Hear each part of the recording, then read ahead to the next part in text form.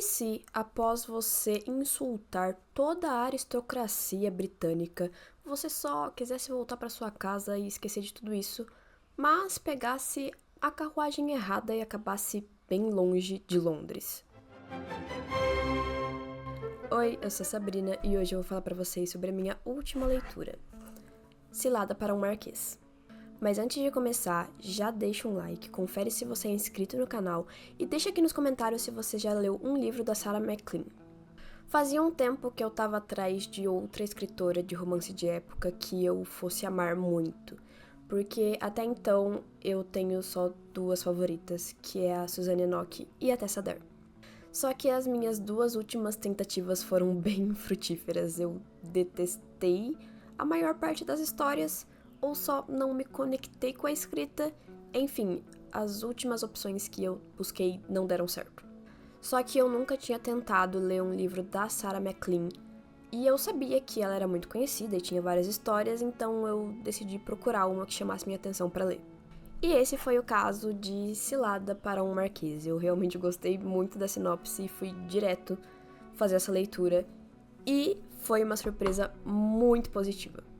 Eu vou ter que ler os outros livros dela, obviamente, pra ter mais certeza, mas até então ela já tá ali num parâmetro meio Tessa Dare, que é só a minha favorita.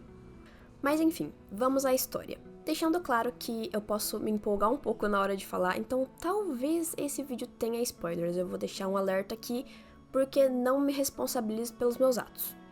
Sophie Talbot é conhecida pela sociedade como a irmã perigosa menos perigosa que tem. E por que ela e suas irmãs são chamadas dessa forma? Bom, o pai delas é um homem muito rico, só que ele não veio da nobreza. Ele era um carvoeiro, se eu não me engano, e ele ascendeu e conseguiu um título de conde por conta da riqueza que ele tinha, e não por conta de linhagem sanguínea, essas coisas. Então ele é meio que bem mal visto ali na nobreza londrina. O que faz com que a sua esposa e suas filhas também sejam vistas dessa forma, e suas filhas em específico sejam vistas como alpinistas sociais. Então a sociedade sempre gosta muito de associá-las a escândalos, e na verdade a maioria delas adora isso, elas adoram estar nos holofotes desses escândalos que, na maior parte das vezes, não são verdadeiros. Só que a Sophie não é assim. Na verdade, ela sente muita falta da antiga vida dela, de antes do pai dela ser um conde, e ela não gosta nem um pouquinho da sociedade londrina.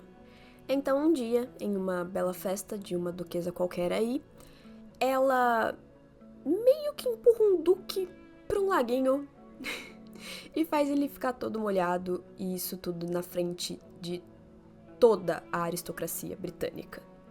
Ao invés de se desculpar ou sair correndo, a Sophie, ela meio que diz tudo o que ela pensa sobre a nobreza e tudo mais. E todos só ficam olhando pra ela e depois dão as costas e vão embora. A Sophie sabe que o que ela fez vai se tornar um escândalo e que vai ter consequências, mas ela não se arrepende. E tudo que ela queria naquele momento, depois de tudo isso acontecer, era voltar pra casa. Só que ela não queria ter que enfrentar a família dela nesse processo de ir para casa. Então ela decide que vai encontrar outra forma de chegar até a mansão onde eles moram. É aí que ela dá de cara com o Marquês de Eversley fugindo de uma cena um tanto quanto escandalosa. O homem tá fugindo do noivo de uma mulher que foi supostamente arruinada por ele. Ela para ele no meio da fuga e meio que pede ali uma carona pra casa, e ele fica tipo, você? Não, não, não, não, não. Ele conhece a fama das irmãs perigosas e acha que a Sophie meio que tá tentando fazer ele ser obrigado a se casar com ela. Então ele não dá a mínima pro que ela diz e vai embora. Só que a Sophie, no seu melhor espírito brasileira que não desiste nunca, vai lá e suborna o cocheiro dele. Minto, cocheiro não, o criado. Então ela meio que pega as roupas do criado emprestada e vai mesmo assim, só que do lado de fora da carruagem. O que ela não esperava era que a carruagem não estava indo para Mayfair, onde fica ali a casa da maioria do pessoal ali da nobreza. Na verdade, essa carruagem estava indo para bem longe de Londres e ela só foi.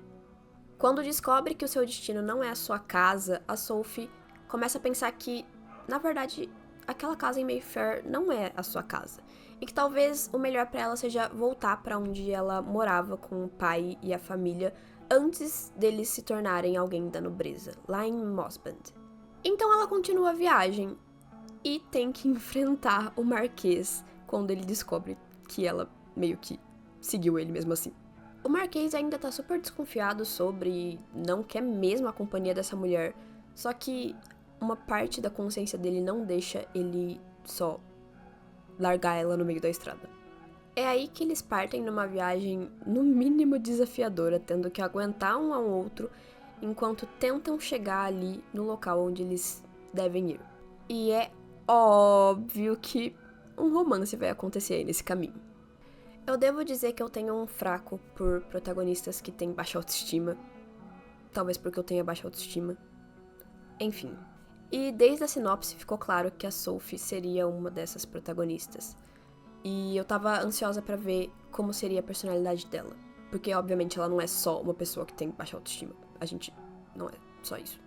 E desde o começo fica claro que ela é uma mulher muito corajosa e muito determinada, que detesta toda a hipocrisia da sociedade e quer viver bem longe dela.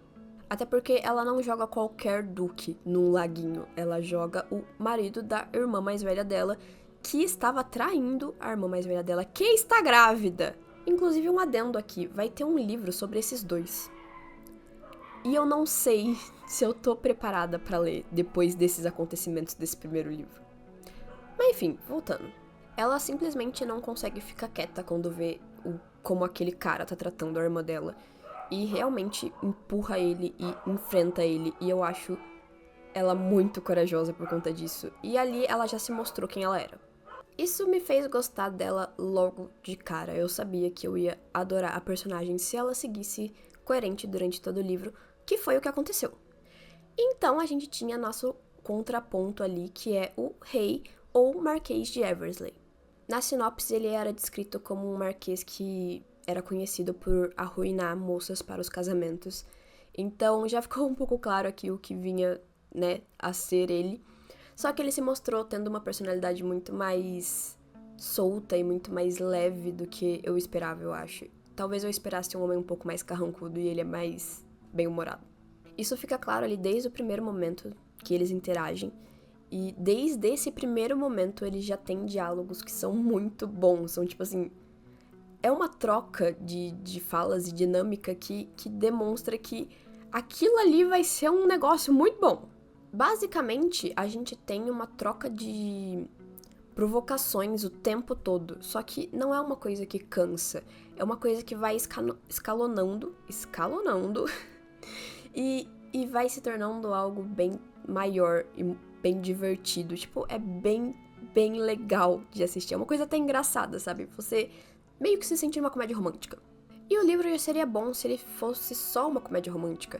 Só que tem todo o seu lado dramático. E eu achei esse lado muito bem feito e bem dramático mesmo. Eu chorei horrores.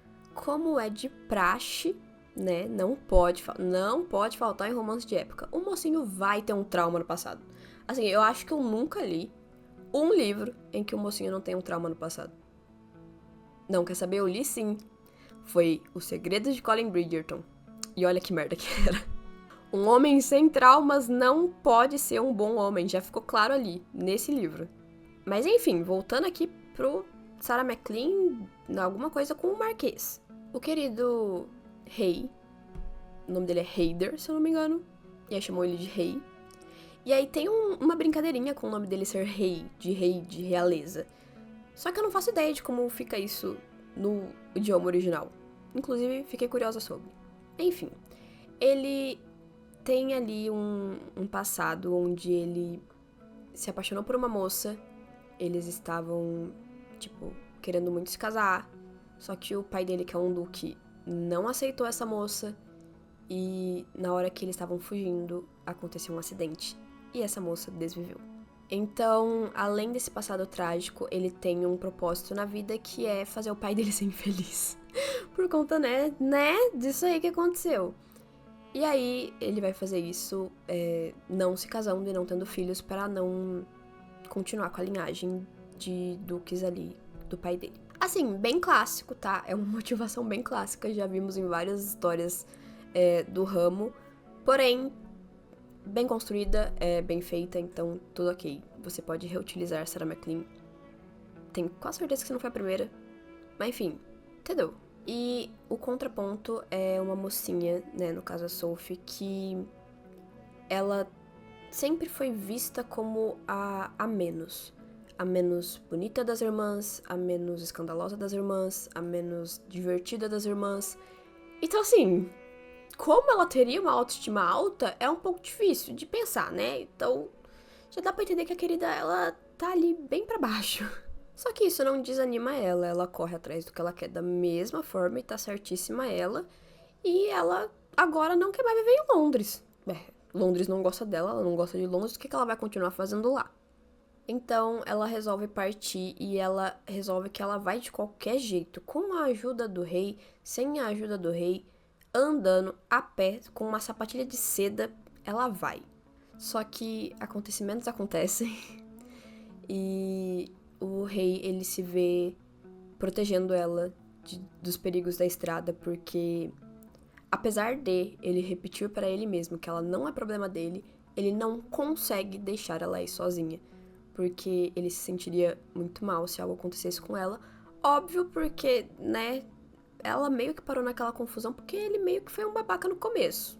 Enfim, eles passam muito tempo na estrada, muitas coisas acontecem, e essa relação deles, que é perpetuada por provocações, ela vai aumentando, e a gente vai vendo não só dinâmicas de hate to love, né, as brigas, os conflitos, mas também momentos em que eles se entendem, momentos em que eles se abrem um com o outro e vão criando essa relação que é tão bonita e tão gostosa de acompanhar.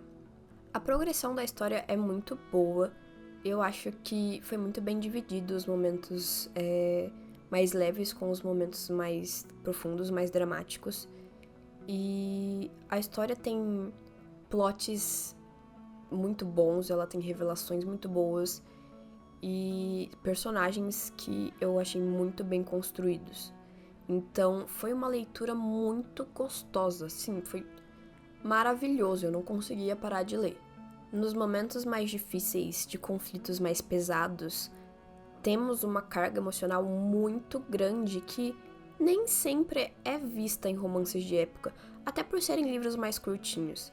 Só que a autora, ela conseguiu inserir uma carga muito gigante de dramaticidade e emoções para essas cenas, e eram umas cenas, assim, que foram pesadas. Foram um negócio de, tipo, eu ficar chorando por meia hora, assim, sabe? Inclusive, eu acho que meus olhos ainda estão um pouco inchados porque eu terminei de ler ele ontem.